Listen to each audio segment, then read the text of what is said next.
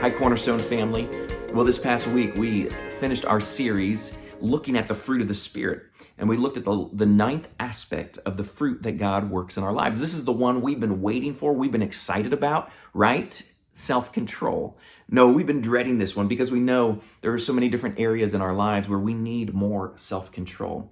But it's good for us to come here. God has something for us. He wants to teach us in this. And so we looked at and remembered the metaphor that Paul's using here, that God's growing fruit. Our lives are like a garden, and God's the one growing the fruit in our lives, and we are to cultivate an environment so that fruit can grow. And He's the one that does the work. And then we have the tool. A tool to do this is self-control. It's this last aspect of the fruit of the Spirit. In fact, you could say all the other ones are descriptors of love, of God's character being worked in us, His love, His kindness, His goodness. And then self-control is a tool that He gives to us to cultivate more and more love in our lives. And then how do we find the power, the strength to use this tool? Well, that was the last point. It's the metaphor, the tool, and the strength. And the strength comes, put simply, the gospel. It's the good news of Jesus. Paul puts it like this in Galatians 2. Before he talks about the fruit of the Spirit, a couple chapters before, he says, I have been crucified with Christ. It's no longer I who lives, but Christ who lives in me. And then he says this, in the life I now live in the body, I live by faith in the Son of God who loved me and gave Himself for me. Do you see how that works? That's where the strength comes from.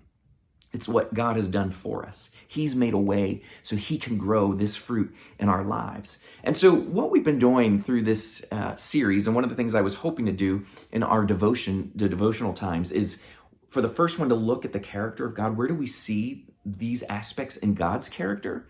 And then how do we respond to it? Well, this one's an interesting one. All the other ones, you see this clearly in God's character, His love, His joy, His peace. We see that in God's character. But this one's different. Many commentators actually say you don't see this in God's character because God is in perfect control. He's in control. He's the sovereign. He's the king.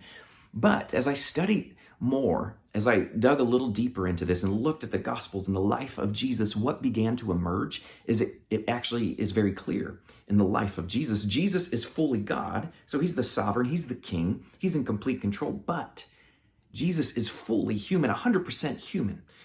And that's the great mystery of our faith. He's fully God and fully man, but in His humanity, He had to exercise self-control, and He did it perfectly.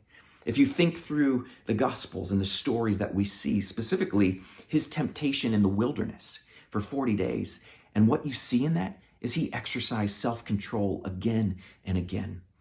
And when you begin to dig into this, what you see and what emerges is that Jesus' self-control came out of two places. One, it came because He wanted to glorify His Father. This is what we see in the Garden of Gethsemane. Not my will be done, but your will be done. That's a prayer of self-control. He's praying that I do this for the glory of my Father. But there's another dimension to His self-control, not only for the glory of the Father, but it's for our benefit. Paul says, what we just read here, is that Jesus loved us and He gave Himself up for us. And so He had self-control for us. He did it for us. And this is a thing we need to sit with and pause with and to see more clearly what Jesus has done for us. Because I think oftentimes our self-control it's motivated out of ourselves. We want to be the best version of ourselves. And so we figure if I can just get on the treadmill, if I can work out some more, I'll look better, I'll feel better, and everything will be better about me. Or we think about our career. If I can just be more self-control in my business, in my career, in all of these different things, then I'll be more successful. And so self-control has a self-focus. But Jesus' self-control was outward in its focus for the glory of God and for our salvation. That's what we see. And this changes things for us, as we're going to see the next time in the next devotional, that our self-control ought to be outward focused. And we'll look at that in just a little bit. But for us to pause long enough and to see that Jesus walked through this world and He was tempted, felt all the impulses we did, but He did it without sin. What that tells us is we can come to Him with all of our impulses, all the temptations that we experience, and we can ask Him for the help Ask him for the self-control, because that's who he is. The writer of Hebrews puts it so well. He talks about how Jesus walked through this world, but he was at every corner. When he was tempted, he always perfectly obeyed. And as a result, we can come to him. This is how he puts it. He says, this is Hebrews 4, verse 14 and 15. Since then, we have a great high priest. Let us hold fast to our confession. For we do not have a high priest who is unable to sympathize with our weaknesses, but one who in every respect has been tempted as we are, yet without sin. Do you see that? He was tempted, but without the sin. He had self-control. He had this power within him. That's why he's our perfect substitute. When he went to the cross, all of our sin was put upon him.